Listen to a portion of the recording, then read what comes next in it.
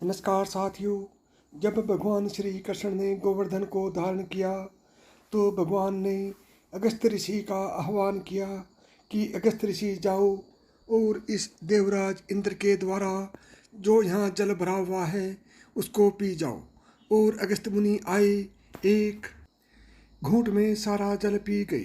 अगस्त्य मुनि एक ऐसे ऋषि हैं जिनके पास समुद्र को भी एक घूंट बना करके पीने की शक्ति है। ऋषियों में अत्यंत शक्तिशाली ऋषि अगस्त्य शिव जी के परम भक्त थे। एक बार माता पार्वती, जो अन्नपूर्णा भी कहलाती हैं, उन्होंने शिव जी से निवेदन किया, महादेव, मेरी इच्छा है कि मैं संसार के सभी साधु महात्माओं को भोजन करवाऊं, इसलिए आप सभी साधु संतों व ऋषि मुनियों को आमंत्रित कीजिए।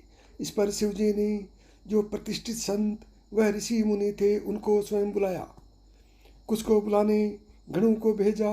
इस प्रकार से संसार के सभी साधु संतों वह ऋषि मुनियों को आमंत्रित किया। लाखों साधु संतों वह ऋषि मुनि एकत्रित हो गए।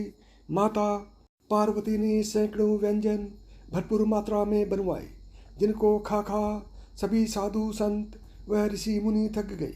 किंतु व्यंजन जो के त्यों ही पड़े रहे। माता पार्वती ने शिव जी को ताना मारा, प्रभु, ये आप कैसे कैसे महात्मा लेकर आए, जरा जरा सा खाते हैं, वो देखो मेरा सारा अन्न बचा पड़ा है।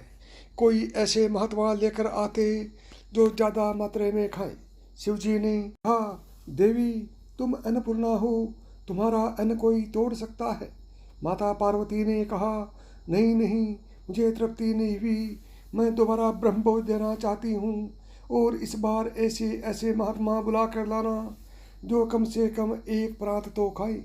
शिव जी ने देखा कि पार्वती के मन में अन्नपूर्णा होने का अभिमान जागृत हो गया है, तो अभिमान थोड़ा हिलाना पड़ेगा। शिव जी महाराज सीधे अपने परम भगत अगस्त्य ऋषि के पास गए और निमंत्रण दिया कि हमारा आतिथ्य स्वीकार करें। मेरी प्रिया भार्या ने ढेरों व्यंजन बनाए हैं, आपको भरपेट खाना है। अगस्त्य ऋषि ने आश्चर्य से कहा, प्रभु, ये आप कह रहे हो? महादेव बोले, हाँ, ये मैं कह रहा हूँ, आपको भरपेट खाना है तो ठीक है, चलो। माता पार्वती ने और भी ज़्यादा व्यंजन बनाए। अगस्त्य ऋषि आकर बैठ गए। माता भोजन लाइए। पार्वती जी की दासियाँ थालियों में भोजन लेकर आई। अगस्त्य ऋषि बोले, ये छोटे छोटे बर्तनों में बात नहीं बनेगी, वो पूरे पात्र ही ले आओ। अगस्त्य ऋषि एक बार में ही पूरा पात्र खाली कर देते। और लाओ। कुछ ही देर में अन्नपूर्णा माँ की व्यवस्था चरमरा गई। माता पार्वती भी सोचने लगी, ये कैसा ब्राह्मण ले आए, सारे व्यंजन अकेले एक खा गए, कैसा महात्मा है। लेकिन माता पार्वती ने हार नहीं मानी, फिर से रसोई लगवाई, दोबारा बनवाया, दोबारा खाली कर दिया, तीसरी बार बनाया, तीसरी बार भी खाली कर दिया।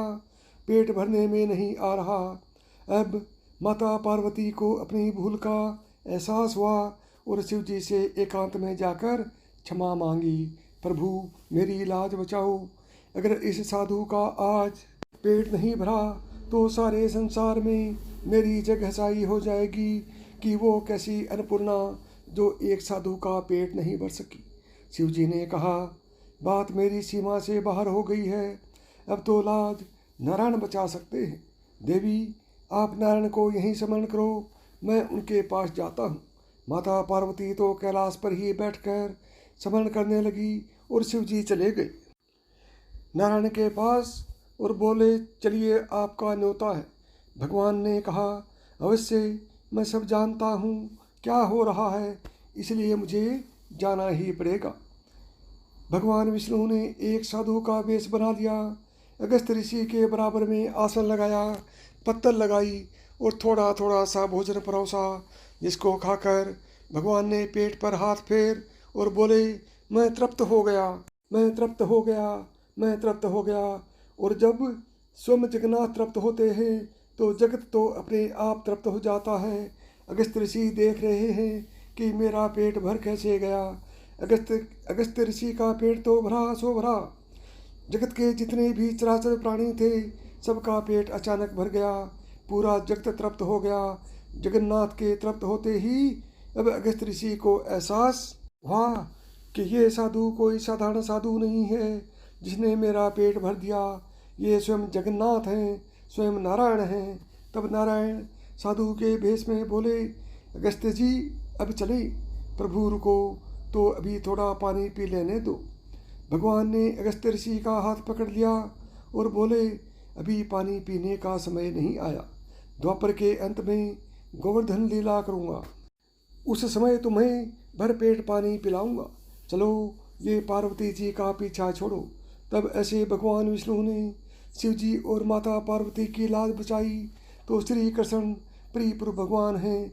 जितने भी पूर्ण स्वरूप हैं वो भगवान श्री कृष्ण में पहले से ही विराजमान हैं। बोलो जय श्री कृष्ण। राधे राधे।